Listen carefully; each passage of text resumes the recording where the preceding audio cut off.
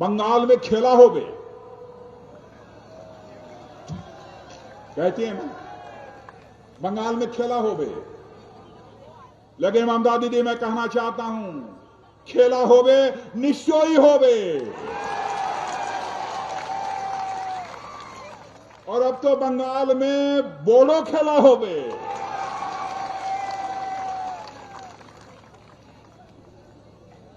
यही खेला विकास का खेला होवे, यही खेला शांति का खेला होवे। चलेगा? अरे चलेगा ना ही, पीछे से लोग भी हाथ उठा के बताए, दौड़ेगा कि चलेगा? दौड़े। ममता दीदी बंगाल में आई दादागिरी चोलबे ना, चलबे ना। यही समय परिवर्तनों समय आछे, परिवर्तनों समय आछे।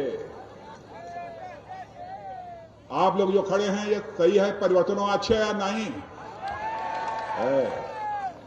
परिवर्तन करिए, परिवर्तन करिए। लेकिन इस बार की सभाओं में पश्चिमी बंगाल में बहनों भाइयों, जिस प्रकार का की भीड़ और जिस प्रकार का जुनून हमको देखने को मिलता है, मैं इस नतीजे पर पहुंचा हूं कि अब बंगाल की जनता ने मन बना लिया है कि ममता दीदी को जाना है और भारतीय जनता पार्टी को पश्चिमी बंगाल में आना है।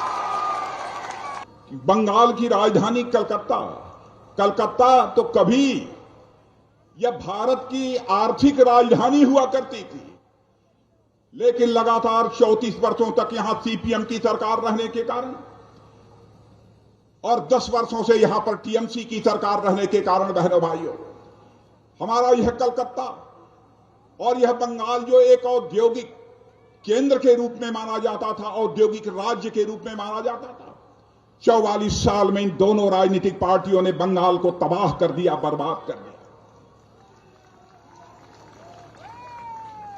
बंगाल की भूमि के महत्व को केवल बंगाल के लोग ही नहीं जानते, दुनिया के दूसरे देशों में रहने वाले जो लोग भी भारत के बारे में जानते हैं, उनको इस बात की अच्छी तरह जानकारी है। यह पश्चिमी बंगाल भारत का एक ऐसा राज्य है जहां पर कि चैतन्य महाप्रभु पैदा हुए। यह बंगाल भारत का वह राज्य है जहां स्वामी रामकृष्ण परमहंस पैदा हुए, और यह बंगाल वह राज्य है भारत का जहां पर स्वामी विवेकानंद जैसे सनातन धर्मी पैदा हुए। और साथ ही साथ यह बंगाल महर्षि अरविंद की धरती है। बहनों भाइयों, इस बात को भी सभी अच्छी तरह जानते हैं। रामकृष्ण परमहंस की धरती है, रविंद्रनाथ ठाकुर की यह धरती है।